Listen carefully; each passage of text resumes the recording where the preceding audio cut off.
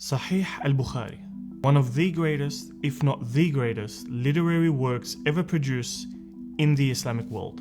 Second to the Quran, Sahih al-Bukhari is the most authentically transmitted book, although some have tried and failed to scrutinize it. Its name carries so much familiarity that it's so hard for any Ahmad, Muhammad or Aisha to go to any lecture and not hear it being referenced. The same goes for our schools and homes. It's that famous and relevant. But why? Why is Sahih al-Bukhari so important to everyday Muslims such as you and I? And why is it the most quoted book in the Islamic world? Well, to answer these pressing questions, we first need to go back in time and understand who the author is. Let's find out.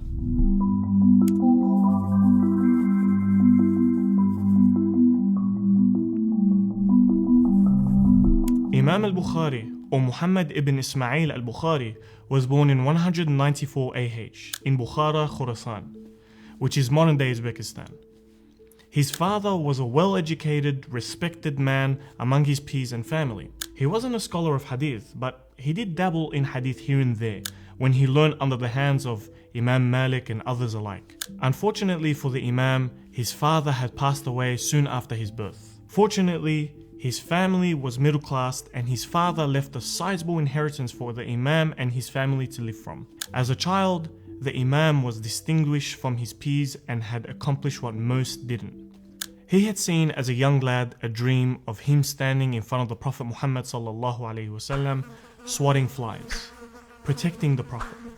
When he had told his sheikh about this dream, he said that the Imam will ward off fabricated hadith just like how he warded off those flies.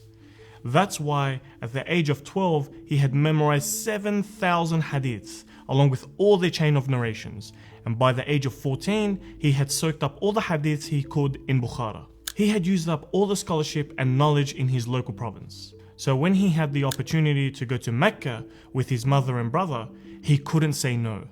At this time, Mecca had some of the most famous scholars teaching at the time. That's why when his mother and brother wanted to leave, he wanted to stay. He wanted to stay and squeeze every drop of knowledge from the scholars. For over a decade, Bukhari would float in and around Mecca and Medina, excelling in academia at a very early age. In fact, at the age of 18, he authored his own book, and not just any book, a 9-book volume on the science of ilm al-rijal, or the science of men. This science is generally considered one of the most advanced sciences in the field of hadith, as it deals with the biographies of the narrators of hadith. To this day, this text is the primary source of reference for understanding the lives of narrators of hadith.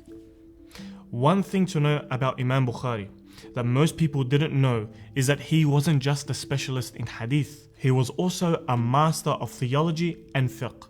After he had exhausted the knowledge in Hijaz, he then traveled to Baghdad, the capital of the Abbasid Caliphate. It was there where he met the greatest hadith scholar alive at that time, Imam Ahmad ibn Hanbal. Imam Ahmad had praised Imam Bukhari, saying that he had never seen anyone from the entire province of Khorasan like him, although Imam Bukhari had not reached his peak scholarship at that time. As a student, Bukhari was truly like no other. Where all his peers would carry notes, Bukhari sat in his classes empty-handed, just listening. His notes were kept all in his head. It was very common and often that Bukhari would correct his teachers just from his memory. His legendary memory had reached far and wide. So one day, some scholars had come together to test if the rumors were true and invite the Imam to a hadith reading circle in the Grand Masjid of Baghdad. The scholars recited 100 hadiths in front of the Imam. Only unbeknownst to him, the chains of narration of the hadith were mixed and matched with the actual text of the hadith. So basically, all the 100 hadiths narrated seemed outwardly correct, but were in fact completely wrong. Each scholar would read some hadith and ask the Imam if he knew them. He replied, no, for all 100 hadiths. As you can imagine, this would look quite awkward for a great scholar of hadith like Imam al-Bukhari. However, when the scholars were done with narrating, one by one, the Imam began to repeat all the incorrect hadith in the exact order to the same scholar who narrated it and pointed out the exact error of the narration. The entire masjid was shocked and impressed, to say the least. This account will cement the legendary preciseness of Imam al-Bukhari's knowledge. That's not the only reason why Imam al-Bukhari is so famous. You see, the Imam was sitting in one of the teaching circles of his teacher, Ishaq ibn Rahawayh, a respected scholar of hadith. Sheikh Ishaq mentioned that it would be such a good idea if somebody wrote a book concentrating only on the Sahih hadith. This idea sparked a light bulb in Imam Bukhari's head, and it never left him. And that's when he wrote Sahih al-Bukhari. This task was so monumentous that no one before him had attempted such a feat. It took Bukhari 16 years to write. 5 of those years were in Basra, Iraq, and the final years were in Medina, as he wanted to have the blessings of living in Medina. Bukhari had to sit down and sift through 600,000 hadiths he had memorized and find the hadiths that would pass his tough, strict criteria so that it may fit perfectly in his book. So what were the criteria that Bukhari set for himself? Well, for one, Bukhari made sure that each and every one of the hadith had a connected chain. This means that every narrator in a chain of narration has heard directly from the narrator above him. So for example, Imam Malik narrates from Imam Nafi', who narrates from Ibn Umar, who narrates from the Prophet sallallahu alaihi wasallam. Imam Malik is the student of Imam Nafi'. Imam Nafi' is the student of Ibn Umar, and Ibn Umar heard from the Prophet sallallahu alaihi wasallam. Because we can affirm that each narrator has met and directly heard from each other, we can consider this a connected chain. And another condition is that the narrator must be trustworthy, reliable.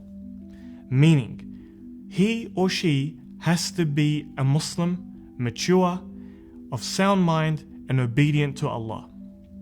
Also, the narrator must be precise, meaning if he is orating the hadith from memory, then obviously his memory must be sharp and precise. Lastly, the hadith must not have a hidden defect such as unknown narrators, or it is undetermined whether the narrators met in the first place. But the one condition that Bukhari set for himself in compiling the Sahih that set him apart from all other authors was that the narrators of a chain must prove that they have met. It's because of these stringent conditions that Bukhari put in place at the formation of Sahih Bukhari that made it the most authentically compiled book after the Quran. One thing to mention about Sahih al-Bukhari is that he never wrote a commentary, not at least in the traditional sense. Imam al-Bukhari wrote the commentary in the chapter headings and sometimes included other hadiths. Overall, out of 600,000 hadiths that the Imam had memorized, only 7,275 survived his tough, stringent criteria, including repetitions. If that fact didn't impress you, then here's another that probably will. Imam al-Bukhari said, "For every single hadith that I chose, I made wudu and prayed 2 rak'ah in the Rawdah of the Prophet for every single hadith." That means that the Imam prayed 7,275 istikhara prayers, or a total of 14,550 rak'ahs before he completed the book. All this work, dedication, and sacrifice culminated in one of, if not the greatest works in Islamic history. This is why the Imam was careful not to let any rumor or any distorted narrative tarnish his reputation and so discredit all his scholarly achievements. His character was exemplary, to say the least. He was known to be so unconcerned with worldly matters that he would often be cheated of money and would forgive the cheats after the fact, often sacrificing great sums of wealth so that there wouldn't be even the slightest possibility of trading his akhirah for his dunya. Although Bukhari was revered and loved by the people, he wasn't loved by all. Upon his return to Bukhara, all students flocked to his knowledge circles and classes.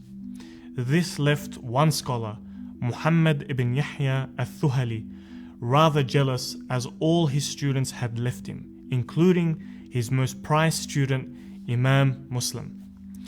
Al-Thuhali had slandered Imam al-Bukhari, calling him a heretic and that no one should learn under him. Seeing as Al-Thuhali was a local sheikh who was well regarded by all in Bukhara, this caused quite the commotion. Imam al-Bukhari was understandably deeply hurt by this. At the same time of this religious drama, a political one ensued. Once the governor of Bukhara knew of Imam al-Bukhari's arrival, he invited him to come to his palace and teach his children. The Imam respectfully refused, when he said, "This knowledge is for Allah and it's available for anybody to take it, but I will not sell it to anyone." Time and time again, Bukhari refused to educate the governor's sons in private and leave the rest of the people. The governor was very angry, and rumors began to swirl that Bukhari was about to be expelled. The situation became so tense that on Eid al-Fitr, Bukhari decided to leave his hometown. But before he left, he made a dua. He said, "O Allah, this earth, despite its vastness, has become tight for me. So if you feel it better, then take my soul now." So as the Imam was making his way out of the city, he died before he ever made it out in 256 AH. Today, you can see his grave in Bukhara, Uzbekistan. Ibn Khaldun said, "I heard from my teachers and different scholars that it is a debt on the Muslim Ummah to write a commentary of Sahih al-Bukhari. Imam al-Bukhari has left an undeniable mark on the Muslim world. His memory was legendary, and by modern day definition, he most likely had photographic memory. This is a rare gift given to him by Allah. But the Imam gave us a tip on how to memorize hadith that we might want to take note of. He said, "The way you keep hadith memorized is by acting upon it." I ask Allah to make us of those who consistently practice the sunnah of the Prophet ﷺ, and I ask Allah to have mercy on the great Imam Muhammad ibn Ismail al-Bukhari.